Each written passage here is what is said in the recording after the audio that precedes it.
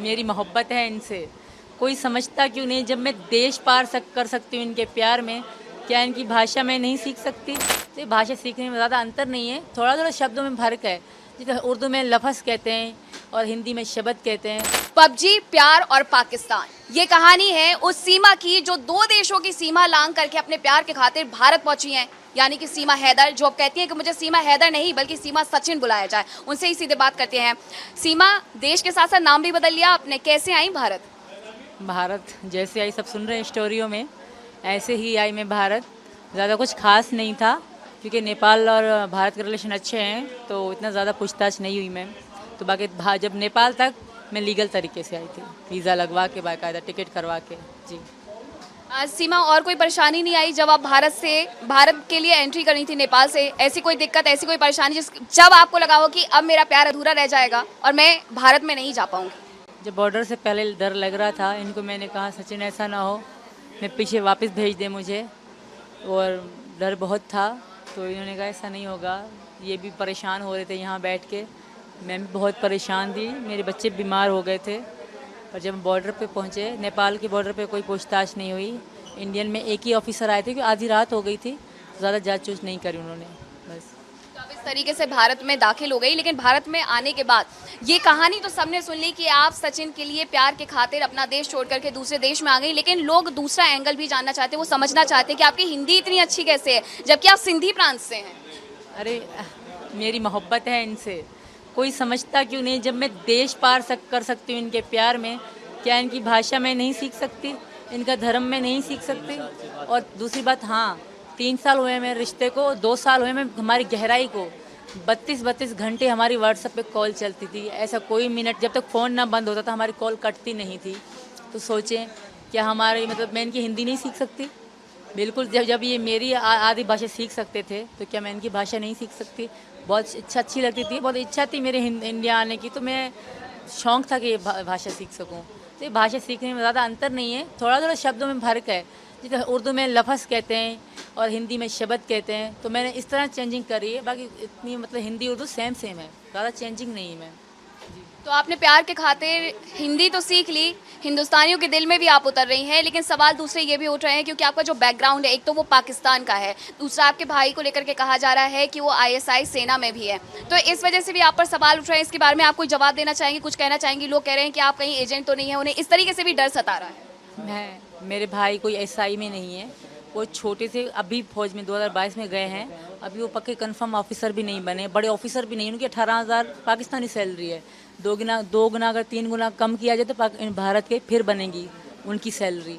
तो ये भारत के 8-9 हज़ार उनकी सैलरी, कोई वो बड़े ऑफिसर नहीं है, उनसे मेरा कोई ताल्लुक़ नहीं है। मैं मोहब्बत में आई हूँ, मेरे बच्चे मेरी ज़िंदगी थे, उनको मैं लेकर आई, यही कारण है। और कोई भी माँ अपने बच्चों की अगर गलत काम करती होती तो मैं अपने बच्चे कभी ना ले आती। मैं पहले इनसे मिलने आई, मैं तभी चली आती।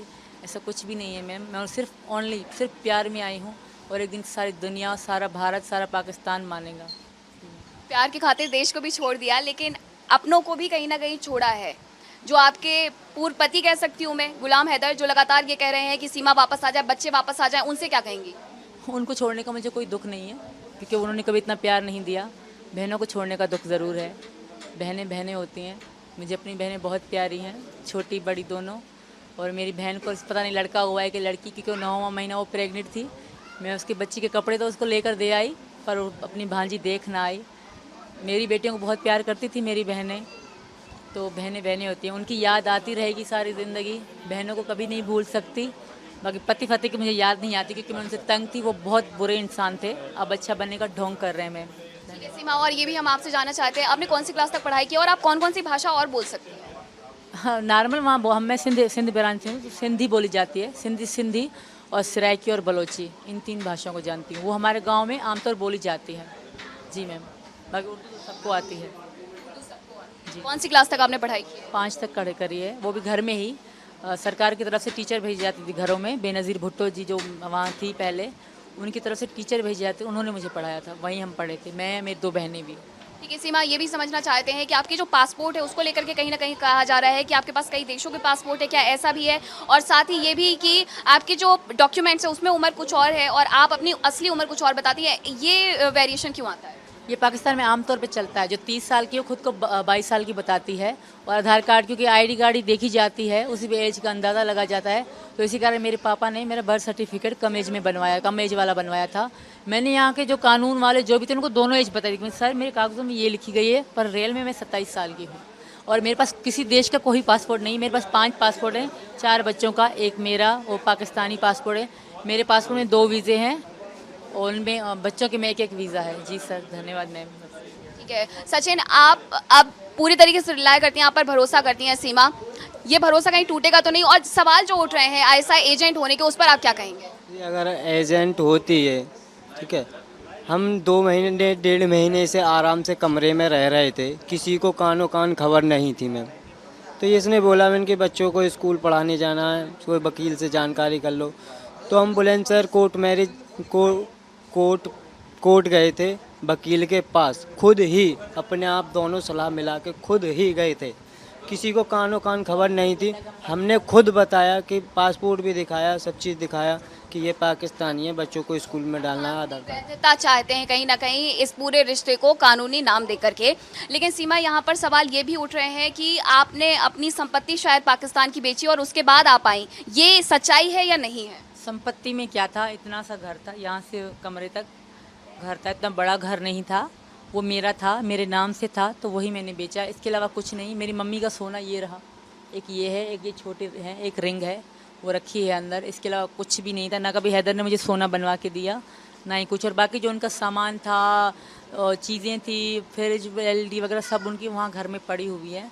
जो मेरा था मैंने वो बेच के मैं आ गई। मैं आपके हाथ पे ये निशान जो हैं, क्या ये समझे जाए कि ये बर्बरता की निशानी है, ये पहले के निशान है? मोहब्बत की निशानी है, हमारी लड़ाई की निशानी है, क्योंकि इनके अलावा मेरा कोई नहीं था।